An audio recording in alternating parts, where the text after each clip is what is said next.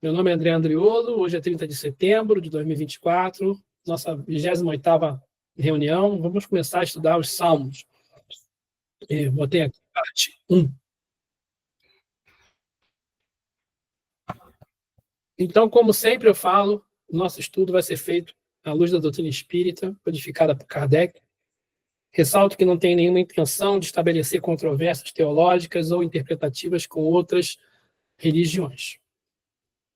Os nossos objetivos de hoje são: a gente vai falar sobre, vou dar uma introdução ao livro de Salmos, falar o que é, como se dividem. Vamos falar dos tipos de Salmos e vamos tentar estudar o Salmo 1 e 2. Se der, a gente faz 1 e 2. Se não der, a gente faz só o número 1. Vamos ver. E conto com a participação de todos. Como fonte de pesquisa, só para vocês saberem, eu estou usando a Bíblia do Peregrino, não a tradução dele, mas porque ele tem uma introdução muito legal e as notas de rodapé são divinas, são maravilhosas. Então, eu uso essa Bíblia aí também como referência. A Bíblia de Jerusalém, o texto que eu estou trazendo é da Bíblia de Jerusalém, é a melhor tradução, na minha opinião. E também estou usando a introdução ao livro de Salmos, que a Bíblia tem, e as suas notas de rodapé, que são bem parecidas com a da Bíblia do Peregrino, mas a Bíblia do Peregrino é mais completa. Esse manual bíblico Halley, eu também uso porque ele divide, ele é bem didático, fala de estrutura e tal. Ele é bem, como se fala assim, fala muito da estrutura do Salmo, fala do que está ali, do significado, fala da história, fala de quando as coisas aconteceram. Ele é interessante por causa disso. Esse manual bíblico, ele faz um resuminho ali, uma síntese legal do MacArthur. Tanto esse manual bíblico MacArthur como o Halley, os dois são protestantes. Eu estou usando também esse livro aqui, que são 2 livros, volume 1 e volume 2, do Luiz Alonso Schockel, que é o mesmo cara que organizou, que traduziu a Bíblia do Peregrino, que eu gostei muito das notas de rodapé, e esses 2 livros ele estuda os salmos a fundo. Então eu estou usando esse livro também para o meu comentário.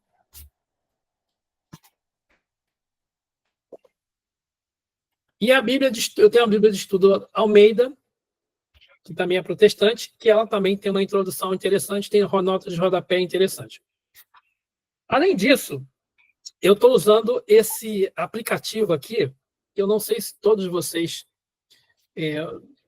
conhecem. Depois, no final, eu posso até colocar na tela para vocês. É um site, está lá, applogos.com books. Ele traz várias versões de Bíblias e várias versões de Bíblias de estudo, que a gente consegue colocar na tela e trabalhar. Alguma coisa em português, a maioria está em inglês. E tem coisa também em hebraico, eu uso ela como referência. E o Haroldo Dutra Dias, junto com a Eleonora Tossetto e o Júlio Corradi, eles também têm um estudo que eles estão começando, estudando os Salmos. Eu também consulto de vez em quando. Muito legal. Mas a visão, o objetivo deles, a proposta deles é diferente da minha. Eles nem chegam aos pés de tentar fazer como eles fazem, porque eles vão muito fundo e o Haroldo ele usa uma versão em hebraico e ele traduz o hebraico na hora. Então ele não usa nenhuma dessas, ele usa essas Bíblias que eu estou falando aqui, tá? Bom, a autoria a autoria dos Salmos são vários salmos, né? Então, assim, o senso comum, existe discussão sobre isso, então eu vou botar aqui o senso comum. Pelo menos 73 dos 150 salmos são atribuídos a Davi. Inclusive, né, em algumas Bíblias, no início do salmo, tem assim, Salmo de Davi. O Salmo 3, por exemplo, Salmo de Davi quando fugia de seu filho Absalão. Então, existe ali uma referência que foi Davi que escreveu. Outras dizem ao filho de Corá. Então, são 10 salmos atribuídos ao filho de Corá. Asaf, 12. Salomão escreveu, em teoria, 2. Moisés, Emã e Etã, 1 cada um. Inclusive, aquele Salmo 91, que a gente estava conversando antes, se não me engano, ele é de Moisés. É o que é de Moisés. E o salmo, tem mais 50 salmos aí que não se sabe quem é o autor.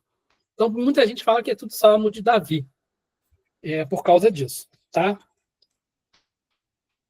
Bom, outra coisa interessante é que das 283 citações do Antigo Testamento no Novo Testamento, quer dizer, eu não contei, alguém foi lá e escreveu, colocou isso aí.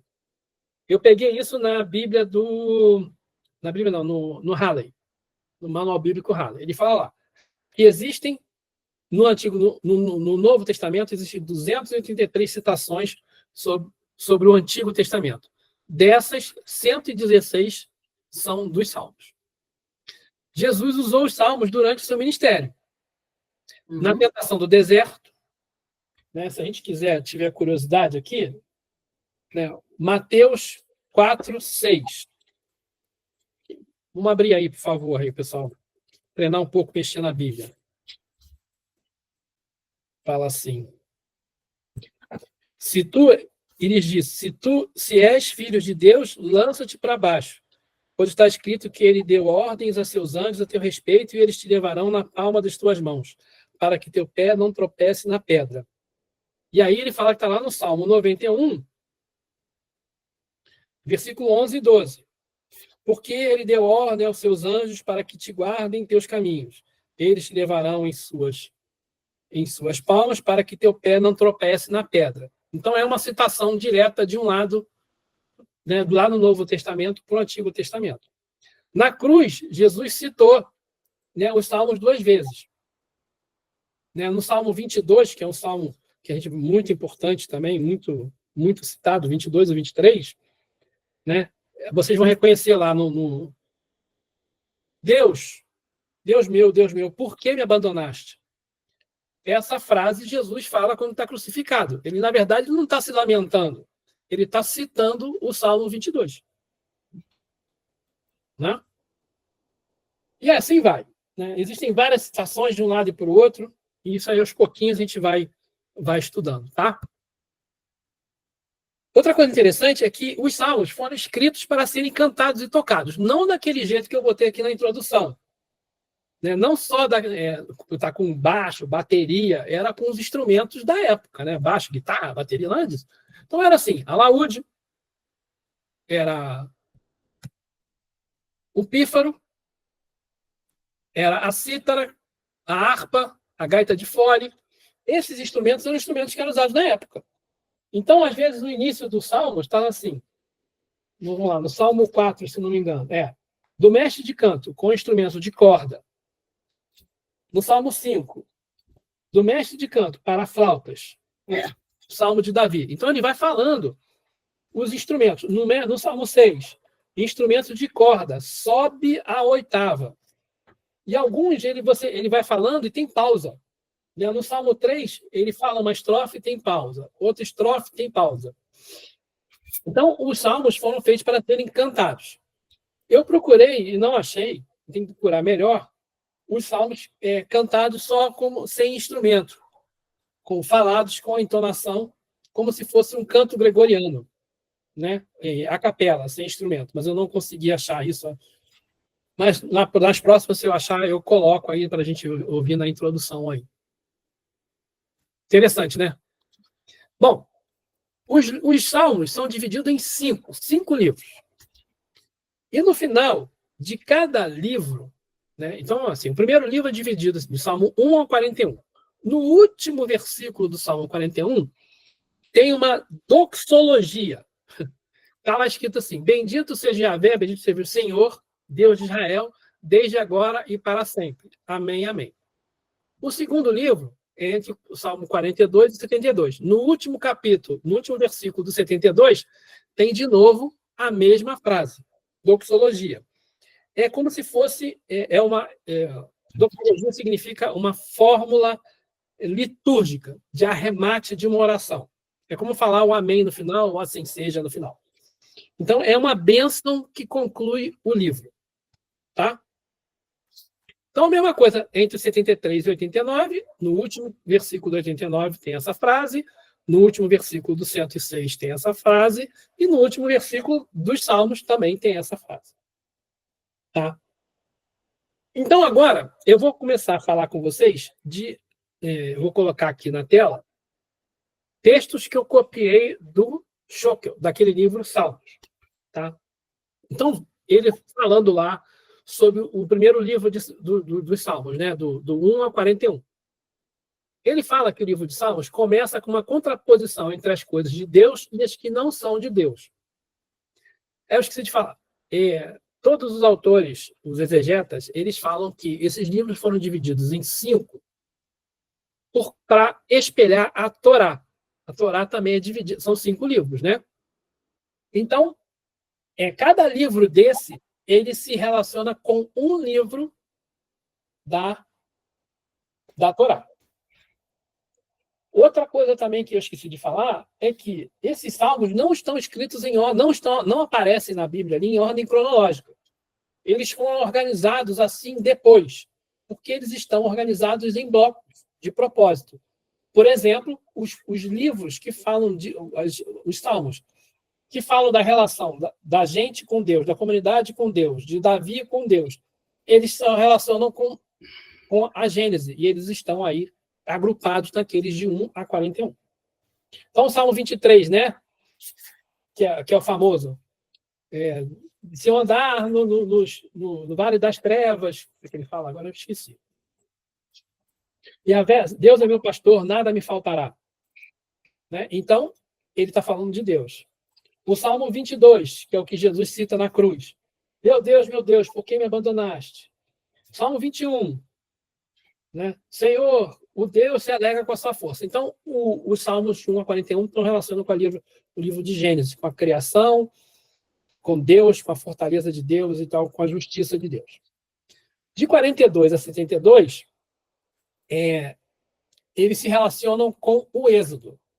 E ele coloca lá que se resume numa frase. Deus é o nosso refúgio e fortaleza. Está lá no Salmo 46, versículo 1. Um salmo que lembra que devemos entregar nossos fardos ao Senhor. Em todos os desafios e todas as provações. E é o que acontece no Êxodo, né? Enquanto está no deserto, Deus está o tempo todo com o povo hebreu, auxiliando a providência divina, né?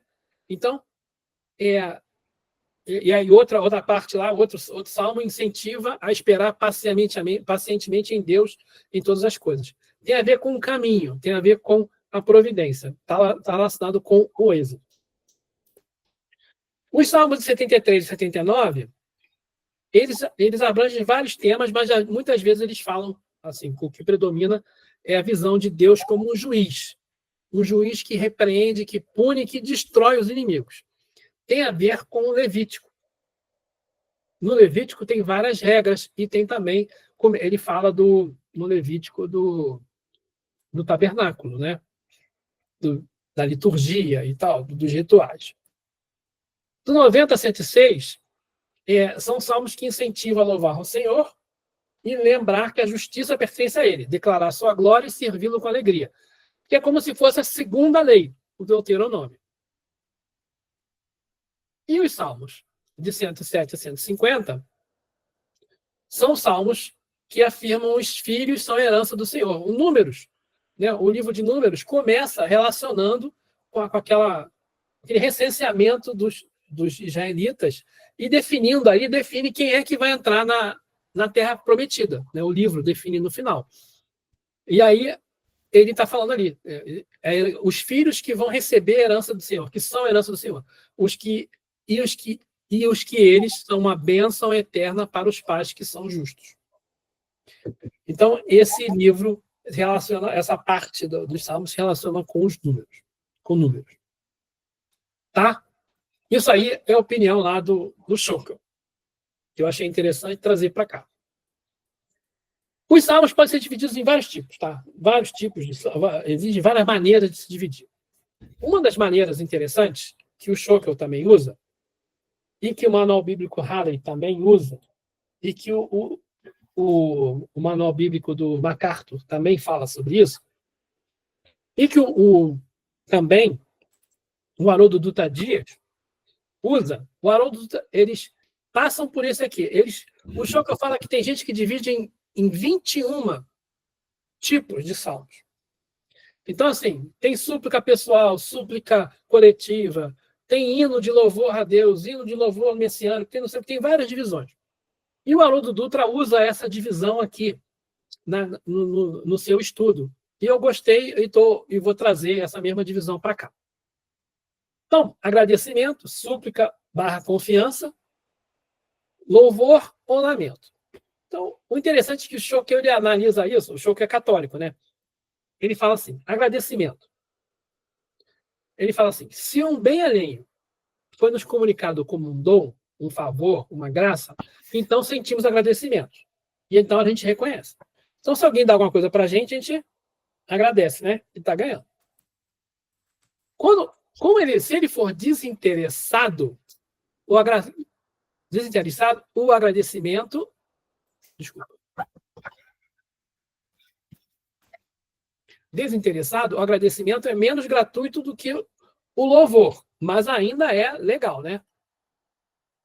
Mas, se de alguma maneira se insinua nele o sentimento de obrigação, o outro me faz o favor e não posso fazer o mesmo que reconhecê-lo. Então, o agradecimento, ele tem, quando você estuda os salmos, ele tem assim, graças a Deus recebi isso, às vezes pode ser desinteressado, outras vezes pode ser tipo uma troca. Eu estou te agradecendo por obrigação, né? Então, ele fala que existe essa diferença aí. A súplica, né, é sempre feita a quem a gente confia, de quem a gente espera receber uma coisa que a gente deseja. Então, quando a gente pede alguma coisa, a gente só pede alguma coisa para alguém que a gente confia. A gente pede para alguém que a gente acha que pode dar para a gente o que a gente está pedindo. Eu não posso pedir, né? Pedir uma coisa que a pessoa que eu estou pedindo não pode me dar. Não é isso? Então, a confiança é segurança fundada em outro. Quer dizer, a confiança ela está baseada no outro. Então, existem os salmos em que a gente pede confiando que Deus pode dar para a gente. E a confiança é interessante, que a confiança é inimiga do temor e da dúvida. A confiança é fé. Confiança mostra fé. E a confiança afirma a bondade do outro, né? Acrescentando seu poder e disponibilidade. Então, quando você pede, você tem confiança que Deus pode te dar, você está afirmando a bondade dele. E também afirmando que ele é todo-poderoso e que ele está disponível, né? Quando a gente estuda lá, né, a providência divina, né, Kardec fala lá, a providência divina é a solicitude de Deus para com toda a criação. Ele está presente, sempre presente, atendendo a gente nos mínimos detalhes. Então, ele é bom, ele tem poder, pode fazer, e está disponível para a gente, solícito para a gente. Então, é um salmo de confiança. E louvor. Quem louva, reconhece e afirma a bondade do outro, não é utilitarista nem interessado, é diferente do agradecimento. Ele é totalmente oposto à inveja, mesquinhez, não tem difamação, não vai falar mal dos outros, é generoso e, na sua generosidade, enriquece e enobrece quem o sente e expressa. E o Scholker fala que louvar é a primeira forma de se relacionar com Deus, né? Isso é interessante, porque o Haroldo Dutra também, nas coisas dele, também fala isso. Provavelmente ele também estudou o mesmo texto que eu estudei aqui, né? Louvar é a primeira forma de se relacionar com Deus. E tem os salmos de lamento. O salmo de lamento é interessante, que tem queixa. Eles até têm uma outra divisão que eles chamam de imprecauções. Quer dizer, tem salmo que o pessoal briga, que o salmista briga com Deus. Tu não fez o que eu devia, né? Eu vou te amaldiçoar, não sei o quê. O próprio Jó, quando a gente estudou semana passada, naqueles diálogos, ele faz uma prece reclamando com Deus. Você acabou comigo, né? Então, o próprio Jó faz lá um lamento e reclama com Deus. Então, existe uma forma de rezar que é você também reclamar do que está acontecendo. Mas não é reclamar de maneira, como é que se diz? Não é reclamar com raiva, xingando. É você mostrar para Deus que você está se sentindo mal. Poxa, eu estou me sentindo mal. Por quê? Né? Se abrir com Deus. É como a gente vai na psicóloga, né? A gente fala para a psicóloga, poxa, eu estou chateado. Estou chateado com fulano, que não sei o quê. Estou chateado. Né? É uma reclamação. Né? Nesses salmos de lamento, o salmista expõe o seu diálogo com Deus, quer dizer, ele coloca o que ele falaria apenas numa sessão de psicologia, né? E ele expõe aquilo para todo mundo e de maneira dramática, intensa e dolorosa. Tá? Existem outros tipos, que são os messiânicos, os proféticos e os sapienciais. Os messiânicos, o interessante é o seguinte, o Halley fala assim, muitos salmos escritos 1000 anos antes de Cristo contêm referências a ele e que de modo nenhum se aplicam a outra pessoa da história. Então existem esses salmos que fazem profecias sobre o Messias que está vindo. E os salmos sapienciais são os salmos que falam de sabedoria. Né? Então, existem outras divisões, se a gente for pesquisar, existem salmo de misericórdia, existem vários tipos de salmo. Penitenciais, imprecatórios. Existe um outro que eu esqueci de falar. Existem salmos que são acrósticos, que em hebraico, eles começam, cada versículo começa com a mesma letra hebraica. Quando a gente chegar num desses, eu vou trazer para vocês. Ele começa com a mesma letra em hebraico. Então, eles são como se fosse um acróstico, alfabético. Né? Isso é interessante. Alguns formam acrósticos e outros começam com a mesma letra. Então, os salmos são lidos pelos judeus, né, conforme a sua aplicação. E são cantados. Né? E são interpretados pelos judeus já há milhares de anos, aí, sei lá, 1000 e poucos anos. Bom, vamos entrar agora nos salmos, nos próprios salmos. O Salmo 1, ele apresenta 2 caminhos. O conflito entre o justo e o ímpio. Uma parte aqui. Em algumas Bíblias, existe um título antes de cada salmo. Na Bíblia de Jerusalém, está escrito assim, Salmo 1, os 2 caminhos. Se não me engano, na Bíblia do João Ferreira de Almeida, que eu acho que a Maria Luizana Capão tem, Bem-aventurados alguma coisa. Então, dependendo da Bíblia, tem um título aí. Outras Bíblias, a Bíblia do Peregrino não tem título. A Bíblia NVI também não tem título. Algumas têm títulos, outras não. Tem a Bíblia que fala os ímpios e os justos. Nesse primeiro salmo. Fala, Jalírio. Me ouvindo? Estou ouvindo. A minha é uma tradução do João Ferreira, mas em letras grandes. Aí está assim, o título: A Felicidade dos Justos e o Castigo dos Ímpios. Tá vendo? Ele é bem mais...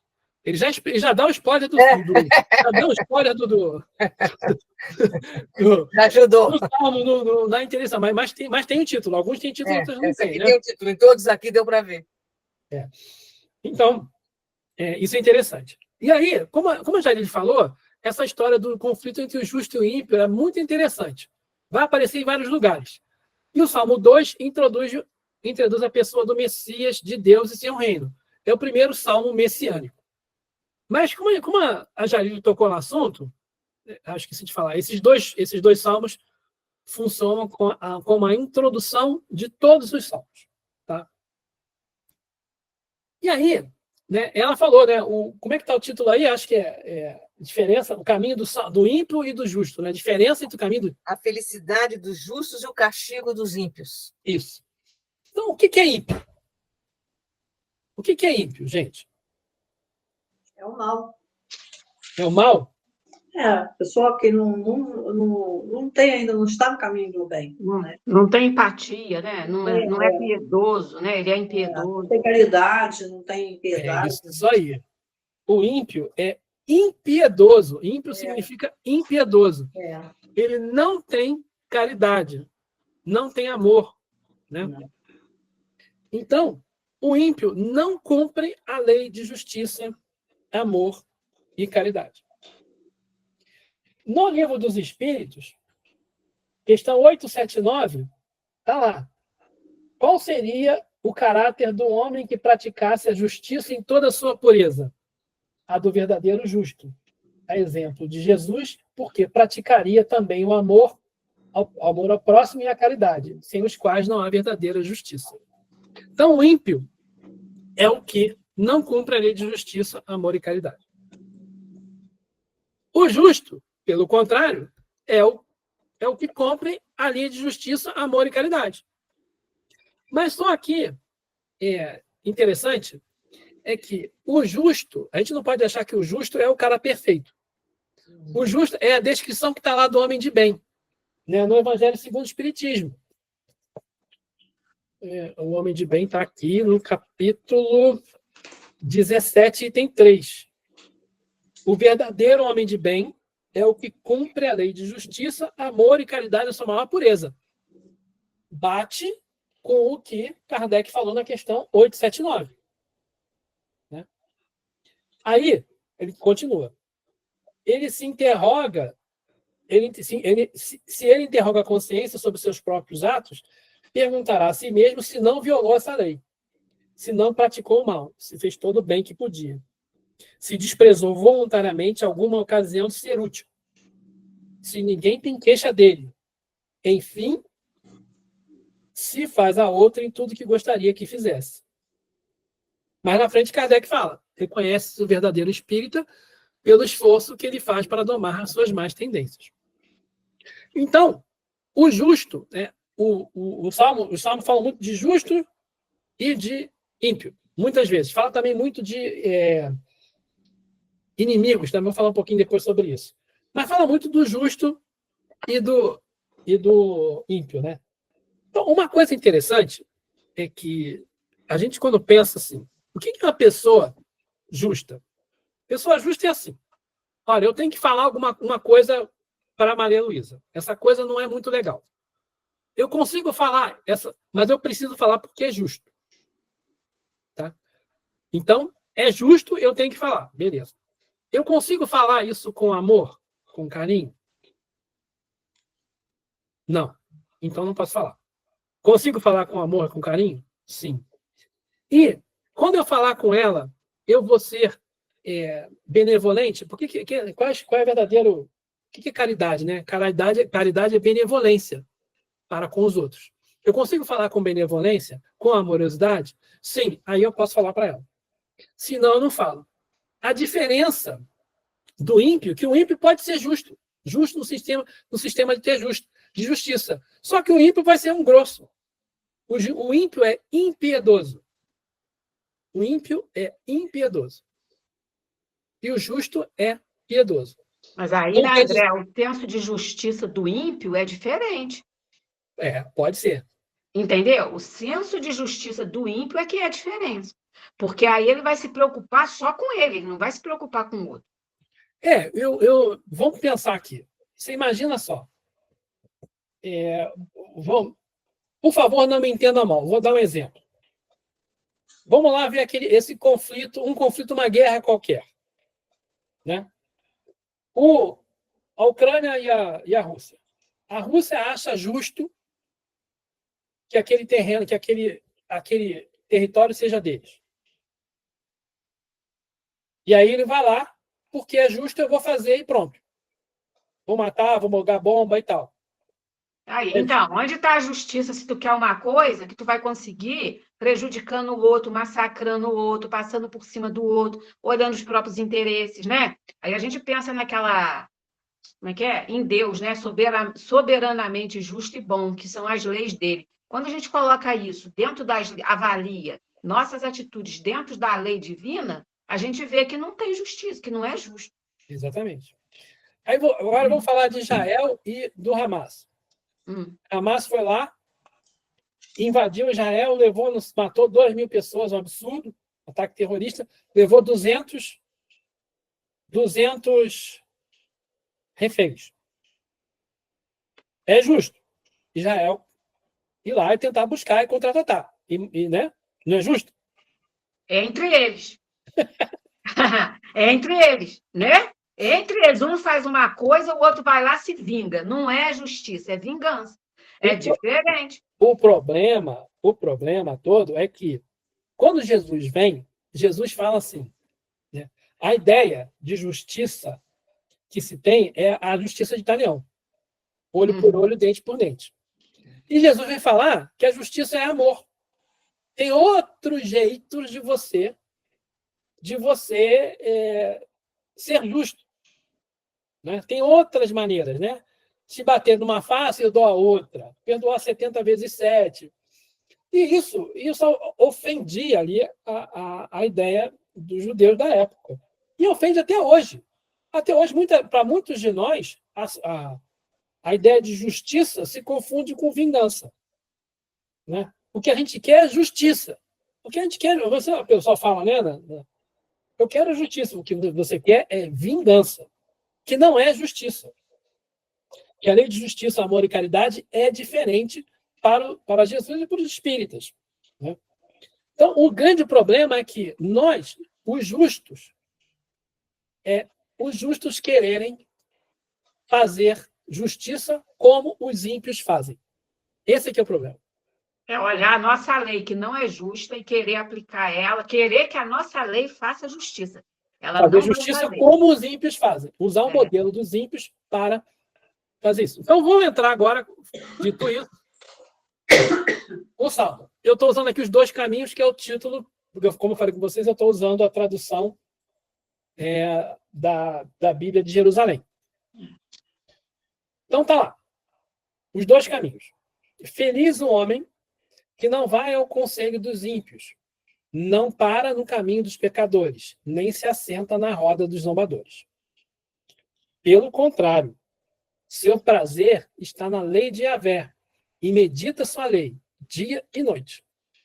Ele é como árvore, plantada junto da água corrente, que dá fruto no tempo devido e as suas folhas nunca murcham. Tudo o que ele faz é bem-sucedido. É o que vive a lei, né? E pratica. Deixa eu ler o texto todo. A gente vai voltar um por um. Não são assim os ímpios. Pelo contrário, são como palha que o vento dispersa. Por isso, os ímpios não ficarão de pé no julgamento, nem os pecadores no conselho dos justos. Sim, Yahvé conhece o caminho dos justos, mas o caminho dos ímpios perece. Olha só! Vamos voltar lá nos dois primeiros versículos. Feliz, na Bíblia da Jalile e da Maria Luísa está lá, bem-aventurados, não é isso? É. Feliz e bem-aventurado é a mesma coisa. Então já começa o primeiro salmo, a primeira palavra do primeiro salmo é uma bem-aventurança.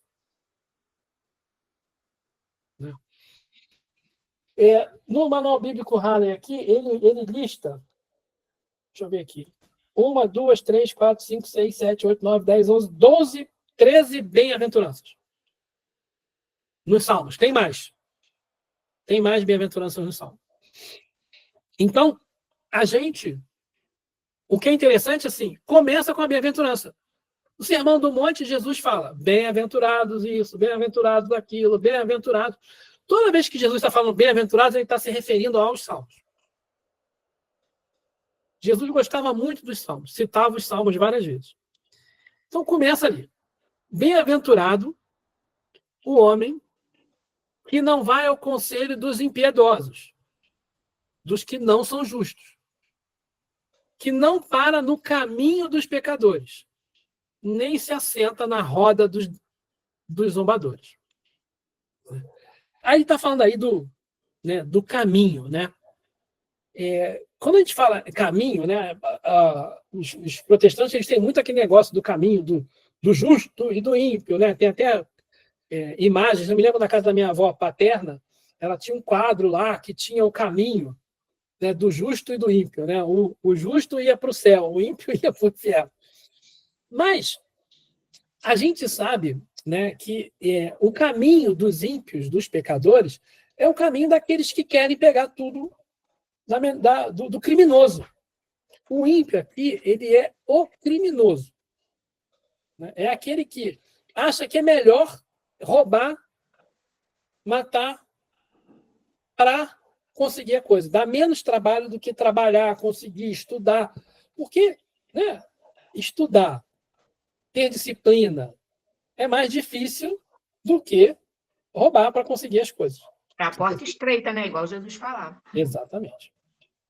E aí o que é interessante é que a gente tem que tomar cuidado, quando a gente fala esse assenta na roda dos zombadores. Às vezes, a gente vê que, assim, as pessoas, quando não gostam de você, quando não gostam de alguma coisa, elas começam a te criticar e depois começam a desmerecer. Isso acontece muito na justiça, né? Às vezes, o advogado de defesa, ele começa a desmerecer a vítima para tirar a culpa dele. Não, a culpa é de fulano, ele é que não sei o quê. Né? Então, isso aí é o que ele está falando, é a roda dos zombadores. É a gente querer desmerecer o outro para que a gente consiga o que a gente almeja. Então, feliz o homem que não segue o conselho dos ímpios. O homem que, mesmo sendo justo, naquele sentido que eu te falei, o homem que é igual o homem de bem, né? O homem que se esforça para domar as suas más tendências. Esse cara, essa pessoa que não segue o caminho dos ímpios, dos pecadores, e nem zomba dos outros. Então, não tem maledicência, não fala mal dos outros, não pratica crime, pondera toda vez que vou ter que falar alguma coisa para alguém. Vou falar com carinho, vou falar com amorosidade, vou falar com caridade, né? Mas vou ser justo. Não cai na esparrela do ímpio. Outra coisa interessante também é que Jesus, né, quando faz a oração dominical, né, ele fala assim, Pai Nosso. Ele não fala Pai dos justos. Pai só dos que não pecam. Ele fala Pai de todo mundo. Deus para todo mundo, está com todo mundo. Né? Então, Deus também olha para os ímpios da mesma maneira que olha para os justos. E o nosso grande desafio é ser fiel a Deus e ver o ímpio prosperar. A gente não acha justo. Né? Isso é um dos grandes desafios que a gente tem. Aí ele fala, feliz o homem, de novo, feliz o homem que não vai ao conselho dos ímpios, que não faz como os ímpios, que não se assenta. Nossa, entrou um marimbondo aqui. Desculpa, meu filho. Morreu. Então, pelo contrário, seu prazer está na lei do Senhor, e ele medita a sua lei dia e noite. O que é meditar a lei, né? Aqui na Bíblia de Jerusalém, ele fala que a tradução seria murmura, em vez de meditar. Porque ele fala assim, que o pessoal naquela época ficava falando, né, a Torá, repetindo a Torá, né, ou repetindo o Salmo, murmurando, repetindo, igual um mantra, murmurando. Né? As traduções mais modernas já falam em meditar, em estudar a sua lei, dia e noite, praticar a lei. Mas na tradução aqui, Jerusalém, ele fala que o original, aí em hebraico, também pode significar murmurar.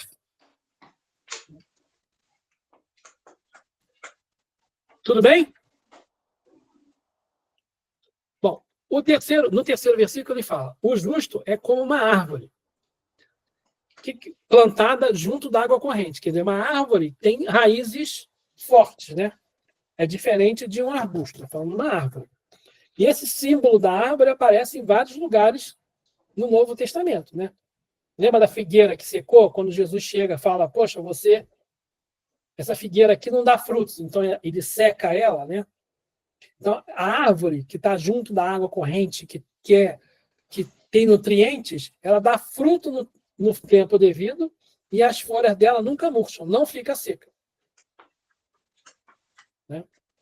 Então, ele está falando... Oi. Vai. Ah, Maria Luísa está falando lá com alguém lá da casa dela. O meu cachorrinho, por isso que eu parei um cadinho. Cachorro só dá trabalho. Tá bom. Eu gosto de cachorro. Então ele fala, o justo é como uma árvore plantada junto à água corrente, dá fruto no seu tempo devido. Suas folhas nunca murcham. Tudo o que ele faz é bem-sucedido. Bem-sucedido perante a lei de Deus. Né? Não é porque aquela história que eu falei, o ímpio pode estar prosperando aqui na terra, mas o justo não está preocupado com o que está acontecendo com ele aqui na terra. Ele está preocupado com a vida espiritual. E aí ele continua. Não são assim os ímpios, os impiedosos. Pelo contrário, são como palha que o vento dispersa. Os ímpios são como as folhas secas, igual lá aquela árvore da figueira lá que secou lá do Novo Testamento.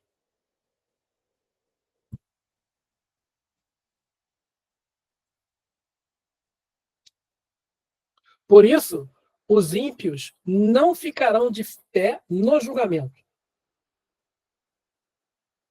nem os pecadores no conselho dos justos. O que é esse julgamento? É a consciência. Não, quando a gente desencarna, né, todo mundo vai ser julgado pela consciência. Mas como é que é esse julgamento? Vai pegar lá planejamento espiritual. Olha, Ivana, antes de tu reencarnar, tu falou que ia fazer isso, aquilo, outro. Não fiz nada disso. Não, fez isso e muito mais. Beleza. Ou fez 50%, né? E vai fazer uma avaliação aí. Aqueles que fizerem, como a Ivana, mais de 100%, fizeram 130%, pô, uma ressalva aqui, só por me aguentar, a Ivana já está com 10% a mais aí. Aí, aquele que ficar o justo vai ficar de pé no julgamento e vai entrar no conselho dos justos. O que é o conselho dos justos? Lembra da escala espírita que a gente falou várias vezes lá atrás? A segunda ordem são os espíritos bons, que é o conselho dos justos. Os espíritos bons são todos aqueles espíritos que cumprem a lei de justiça, amor e caridade. Então, quando a gente desencarnar, a gente vai passar pelo julgamento, a avaliação da encarnação. E o conselho dos justos são os espíritos da segunda ordem. E aí, falando de novo, sim, Deus conhece o caminho dos justos, mas o caminho dos ímpios perece. Deus conhece o caminho dos justos e do ímpio, e deixa o ímpio fazer o que ele quer. É livre-arbítrio. Ele pode fazer o que ele quiser. Ele tinha lá uma programação e não quer cumprir, problema teu. Fala, Maria Luísa. A cada um será dado conforme suas obras, né? Exatamente. Porque aí, né, a gente fica achando que muitas pessoas reclamam, né? Poxa, aquilo que eu falei ali, né? O desafio da gente é ver o mal prosperando, né? O cara é malvado, o cara faz isso, faz aquilo, prospera e a gente que faz tudo certinho se dá mal. Esse é um desafio que a gente tem que passar. Mas aí isso é na nossa visão da nossa justiça, porque na justiça divina não tem essa injustiça. Não tem nada errado. Não tem nada errado. Deus deixa. Deus deixa. Deus As deixa. pessoas acham que não, mas Deus deixa. Realmente Deus deixa. Porque existe um padrão da lei dele que é universal. Né? E ele está lá olhando. Então, a gente vai seguir. O que ficar fora do padrão, a gente vai responder. Né? Então, ele deixa por nossa conta e não dele. Quando a gente voltar para o padrão da lei divina, a harmonia retorna também. Não é? Mas ele deixa. Porque é aquela história, né? Livre-arbítrio faz parte da evolução. A forma como a gente usa é que vai exatamente nos trazer resultados ou prejuízos para a gente próprio, né? Vamos dizer assim, né? Isso aí. Então, esse salmo, ele mostrando os dois caminhos, ele está falando lá do caminho do ímpio ele fala do caminho do ímpio e do justo, né? Ele começa lá com a bem-aventurança, bem-aventurado aqueles que escolhem o caminho do justo. Está lá no livro dos Espíritos, questão 879. Maria Luísa, pode falar. Eu notei aqui, André, sobre esse finalzinho, né? Quer dizer, a explicação, né, pelo Espiritismo. A felicidade não é ter coisas e resultados, mas a felicidade é estar na busca do fugir de coisas erradas e buscar as coisas certas. E assim como fez o homem deste salmo. Os resultados passam a ser consequência natural da caminhada com o Senhor. Quer dizer, É isso aí. Que é o que, com outras palavras, aquilo que está falando lá do homem de bem, né? E do reconhece o verdadeiro espírita pelo seu esforço. Reconhece o verdadeiro homem justo, né? Pelo esforço que ele faz para não cair nas armadilhas. É verdade. Porque se a gente fosse espírito bom, já justo, 100%, a gente não estava encarnado. Não estaria aqui. Não estaríamos encarnados. Né? Disso que ele está falando. Então, assim, ele começa falando, bem-aventurados aqueles que escolhem o caminho do justo. O primeiro desafio do justo é ver o ímpio prosperar e aguentar, né? E aceitar. Uma coisa interessante também é que no livro dos Espíritos, na questão 465, ele fala lá, o mal tem inveja do bem. Eu separei aqui. Com que objetivo os espíritos imperfeitos nos induzem ao mal? Vamos pensar aqui, trocar espírito imperfeito por ímpio, né? Vamos ver. E aí, qual o objetivo dos espíritos imperfeitos a nos induzirem ao mal? Para vos fazer sofrer como eles. Aí, Kardec continua. Mas isso diminui seus sofrimentos? Não. Fazem por inveja ao verem seres mais felizes. Então, o pessoal do mal quer que a gente vá junto. Porque se vê a gente feliz, bem, prosperando, cumprindo a programação espiritual, poxa, a Ivana vai prosperar, vai subir, a Maria Luísa está indo super bem, a Francinir está dando um banho, a Raquel está nota 10, Simone também, Ercília, Jalile, né, a Cláudia, está todo mundo, Maria Helena, está todo mundo dando um banho. João, Luiz, e aí? E eu? Eu estou aqui atrasado? Vou atrapalhar eles. Né? No Evangelho segundo o Espiritismo também fala sobre isso. No capítulo 17, item 3. Fala do homem de bem. Fala a mesma coisa. Aí, a gente já falou, né, que o julgamento ali é a avaliação da encarnação. A gente falou sobre isso. E uma coisa interessante é que os judeus ali, eles querem eliminar o ímpio. E Jesus depois vem e fala, não, Jesus quer salvar, perdoar. Essa é a grande diferença entre o Antigo e o Novo Testamento. Porque a gente às vezes fala, o Deus do Antigo Testamento é um Deus vingativo. É um Deus que se ira. É o Deus que é ou é a interpretação daquelas pessoas que estão escrevendo que é? É da pessoa, né? Claro. Porque a gente sabe que Deus é soberanamente justo e bom. Pois é. É porque ele não entende a justiça como a gente entende hoje. Foi o que a Ivana falou ali no início. Fala, Ivana. Não, e quem são? Quem são? Os de hoje que interpretam diferente. São os de ontem. Somos nós mesmos. Entendeu? No caminho da evolução, né? A gente nada dá salto, sabe? Nada dá salto. Então, somos nós mesmos. Só que a gente hoje mudou, né? Mudou não, está tendo uma nova interpretação. Porque a gente pega aqui o Velho Testamento, a impressão que dá é que o Velho Testamento é um montão de perguntas e o Novo Testamento vem responder, né? É a impressão que a gente tem, né? Isso aí. E o Espiritismo vem explicar. Isso aí, exatamente. O Antigo Testamento faz pergunta, o Novo Testamento responde e o Espiritismo explica. Isso aí. Foi por isso que Jesus falou: eu vos mandarei um consolador que irá explicar o que vocês não entenderam ou lembrar o que vocês esqueceram. É isso aí. Exatamente.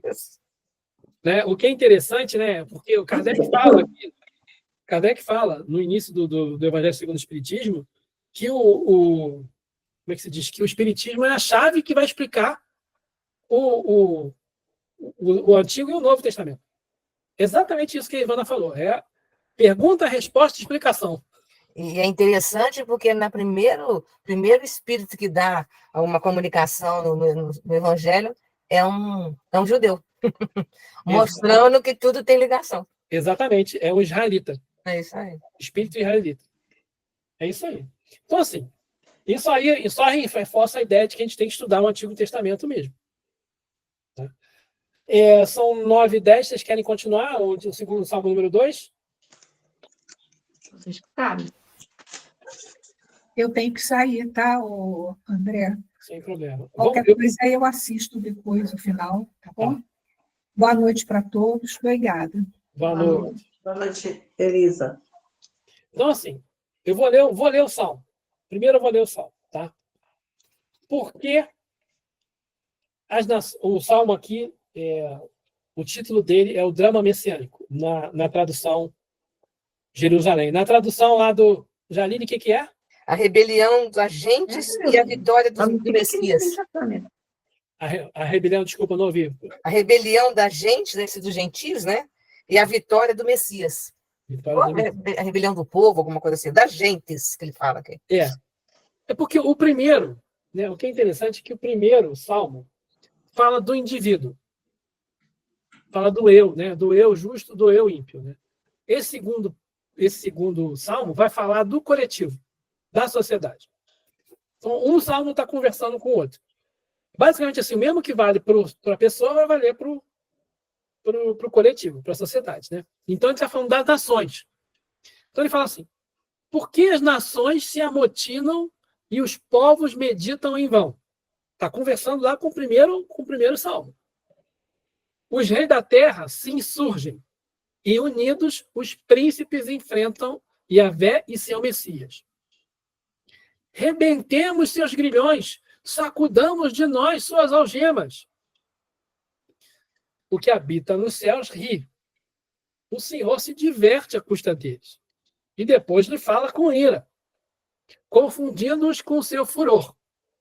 Fui eu que te consagrei o meu rei sobre Sião, a minha montanha sagrada.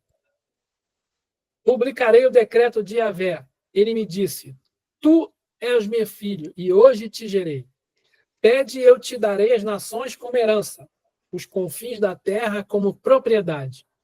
Tu as quebrarás como um cetro de ferro, e como um vaso de oleiro as despedaçarás. E agora, reis, sede prudentes, deixai-vos corrigir, juízes da terra, servir ao Senhor com temor, beijais seus pés com temor, com tremor, para que não se irrite e pereçais no caminho, pois sua ira se acende depressa. Felizes aqueles que nele se abrigam. Então, começando. O primeiro salmo começa com bem-aventurados. O segundo termina com bem-aventurados. Um salmo conversa com o outro. Então, vamos voltar aqui. Quem está escrevendo esse salmo é Davi. Atribuído a Davi. Davi era rei. E é uma coisa interessante que esse Halley, né, ele pergunta assim: como é que pode Davi se preocupar tanto com o inimigo? Será que ele tinha tanto inimigo assim? Não dava. O cara foi um rei bom, justo, era amado. Apesar dele ter lá os seus problemas pessoais, né, que ele mata o melhor amigo para ficar com a esposa dele, os filhos dele, o filho quer matar ele, não sei o quê, mas ele fala muito dos inimigos. Que inimigos são esses que ele está falando? Para nós que somos espíritas é fácil, né? Sim. São as nossas más tendências. Ele está o tempo todo lutando com as más tendências dele. Porque ele era um homem falível, né? Ele ficava o tempo todo, toda vez que ele queria alguma coisa, ele ia lá e pegava. Ele agia como um ímpio. Ele agiu como um ímpio quando ele foi lá, matou o melhor amigo dele, o general, porque ele queria ficar com a mulher do cara. Ele agiu como um ímpio, foi impiedoso. Foi um crime. E por causa disso, ele depois, né, sofreu as consequências lá. Né? Uma vez... Que aqui é o drama messiânico, né? Porque, na verdade, é um drama. Uma coisa é o que a lei prega, outra coisa é que os países e as nações fazem, né? E até hoje é assim. É. E o que é interessante e se você olhar ali, né, esses três primeiros versículos, está falando de coisas ligadas ao mundo da Terra. Isso. A Terra. Né? O próximo, ele fala do mundo espiritual. Então, Davi, ele quando faz a prece, ele faz a pergunta a Deus e ele mesmo responde o que ele acha que Deus responderia. Ele pergunta e ele responde. Ele mesmo faz a pergunta, ele mesmo responde. Né? E aí, o que ele fala ali, assim, o que é interessante, né? As nações, por que as nações se amotinam? É um rei falando. E os povos meditam em vão. Lembra do iníciozinho lá do murmurar, no primeiro salmo, que ele fala que o justo medita a lei, né? E murmuram a lei, em vez de meditar, bota murmurar, né? Por quê? Rezar só por rezar, falar só por falar, recitar a lei, não significa que você cumpra a lei. É a prática, é a ação, né? É ação. Eu sei o livro dos Espíritos de cor. Eu posso saber o Evangelho de cor. Posso saber o livro Céu e Inferno de cor. Mas eu não cumpro aquilo. Né? Então, meditar em vão. Aí ele fala, os reis da terra se insurgem, e unidos os príncipes enfrentam o Deus e seu Messias. Quem é o Messias? Jesus. Jesus.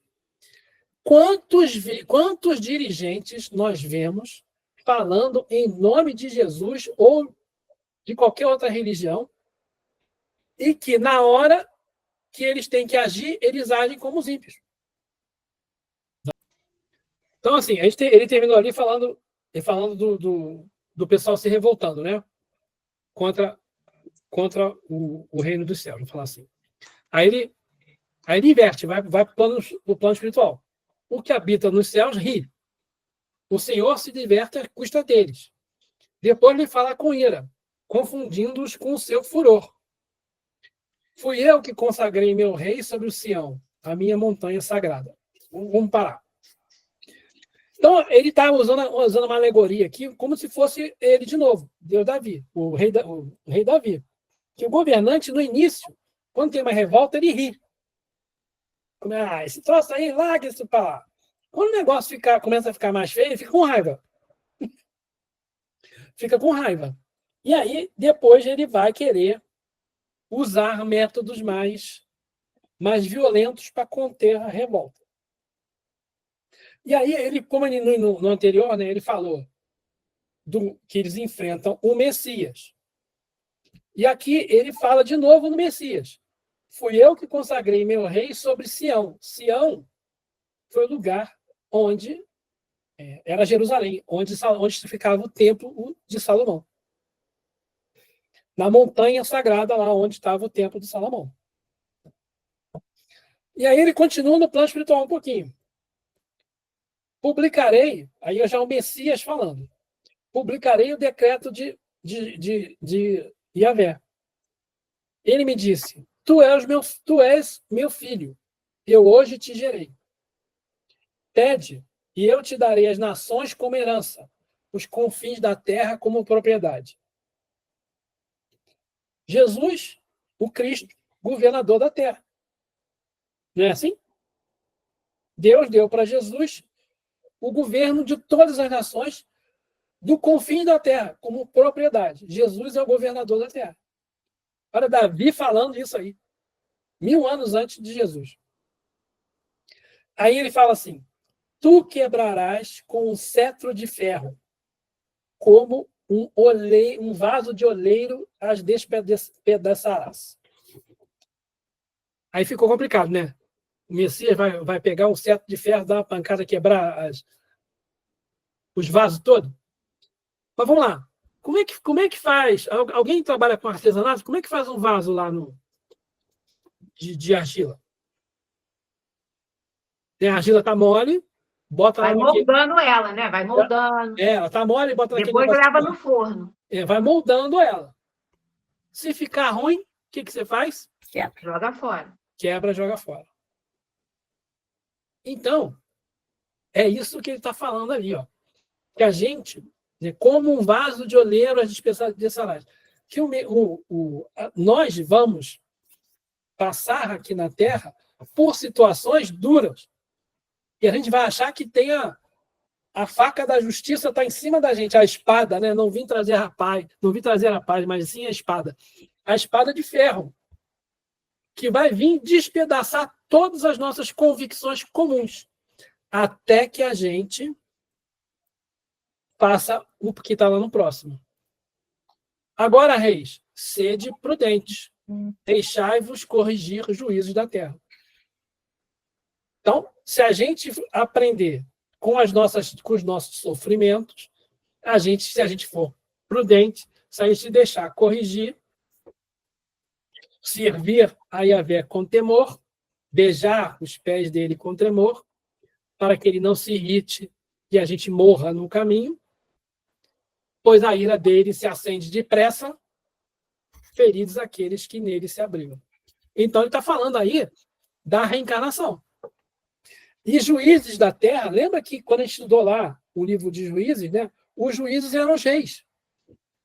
Antes do Saul, o primeiro rei mesmo de Israel, né, os juízes faziam o papel de governantes. Eles eram... Oi? Os governantes faziam o papel de juízes. O rei era juiz, era governante, era sacerdote, era tudo. Era tudo junto. E eram chamados de juízes. Né? E aí ele fala, fique esperto. Né? Ele voltando ali, né? O cetro de ferro vai quebrar todas as nossas convicções, enquanto a gente ficar no caminho errado. Se a gente for prudente, se deixar corrigir, servir a Yahvé com temor, beijar os pés dele com tremor, a gente vai ser feliz. E aí, de novo, o caminho. O que é o caminho? O caminho são as reencarnações. Toda vez que a gente falha numa reencarnação, ele está falando que a gente vai... É o significado aí do pereçais no caminho. Toda vez que a gente morrer, que a gente falhar numa reencarnação, a gente tivesse morrido, né? Perdeu. Fala, Maria Luísa. Eu achei interessante que, quando ele fala aqui, né? Beijar seus pés com tremor, a gente diz, parece que a pessoa tem que tremer, né? E não é. Tremor, para ele, ali no Salmo, quer dizer alegria, né? Temer é ter como é que se diz? O respeito, né, a Deus. E o tremor é ter alegria, né? Beijar seus pés com alegria. É interessante, né? Beijar os pés com submissão. De novo, a gente volta lá no Novo Testamento, Jesus. O que Jesus faz? Não é? A Igreja Católica até hoje tem lá a cerimônia do beijar-pé, né? Beijar os pés é você se submeter, é aceitar, né? E se colocar ali submisso. Nessa parte também, pois só ele se acende depressa, não é que Deus vai castigar depressa, ele vai dar o tempo, mas que vai estar sempre com aquela, nós vamos estar sempre com aquela parte negativa para poder se resolver depois, né? Porque ali, lembra, é o rei Davi falando, né? Que com o rei Davi foi interessante porque imagina ele lá, ele queria lá a mulher do cara, aí mata o cara e fica com a mulher dele. Logo depois acontece um monte de porcaria com ele. É rápido. Para ele foi rápido. Porque as causas atuais das aflições são rápidas. As causas anteriores das aflições demoram um tempão. Mas as causas atuais, às vezes, vêm com rapidez. Né? É por isso que está falando. Aí parece que Deus, puxa, eu fiz besteira, eu fui lá, roubei, cometi um assassinato, a polícia foi me prender, eu fui levado para penitenciária, fui torturado, não sei o que. A raiva vem com rápido, veio, né? É. Veio forte e veio rápido. Né? Então ele está falando, não faz besteira. Felizes aqueles, bem-aventurados aqueles. Na tua tradução está bem-aventurados, Maria Luísa? Tá. Tá, Bem-aventurados. tem uma coisa. Bem-aventurados aqueles que nele se abrigam. Então, assim, começa com uma bem-aventurança e termina com uma bem-aventurança. Então, o Salmo 1 e o Salmo 2, eles se conversam. Eles se conversam. Então, primeira coisa que a gente aprendeu ali, que o que vale para o indivíduo vale Para a sociedade. vale também para a sociedade. Davi faz a pergunta a Deus e ele mesmo dá a resposta. Achei muito legal isso aí. Eu esqueci de falar. A realeza de Deus, de Jesus. Né? Ele coloca Jesus como o governador da terra. No Evangelho segundo o Espiritismo, tem aqui, ó, realeza de Jesus, lá no capítulo 2, item 4. Que o reino de Jesus não é desse mundo, todo mundo compreende. Mas também na terra, não será ele uma realeza? Nem sempre o título de rei implica no exercício do poder temporal. Ele é dado por consenso unânime aos que, por seu gênio, se colocam em primeiro lugar em alguma atividade, dominando o seu século e influindo o progresso da humanidade. É nesse sentido que se diz o rei ou príncipe dos filósofos, dos artistas, do poeta, não sei o quê. Rei do futebol. Né? Essa realeza que nasce do mérito pessoal consagrada pela posteridade não revela muitas vezes a preponderância maior, bem maior do que a conferida pela coroa real. A primeira é imperecível, contra a outra é joguete de vicissitudes. Aquela é sempre abençoada pelas gerações futuras, ao passo que a outra é muitas vezes amaldiçoada. A realeza terrestre acaba com a vida. A realeza moral continua governando, sobretudo após a morte. Sob esse aspecto, Jesus não é o rei mais poderoso do que muitos potentados da terra? Foi com essa razão, portanto, que ele disse a Pilatos: eu sou rei, e meu reino não é desse mundo. De novo, Jesus citando o Salmo. Quando ele fala que ele é rei, né? Está citando o Salmo 2. O Cristo, governador da terra. A reencarnação, como recomeço. O oleiro que faz o vaso não fica bom, faz de novo. O símbolo aí. E, de novo, a gente falar que o justo não pode usar os métodos dos ímpios. Né? Não rola. Tudo bem? Ok. Tudo certo. Ok. Chegamos aqui ao final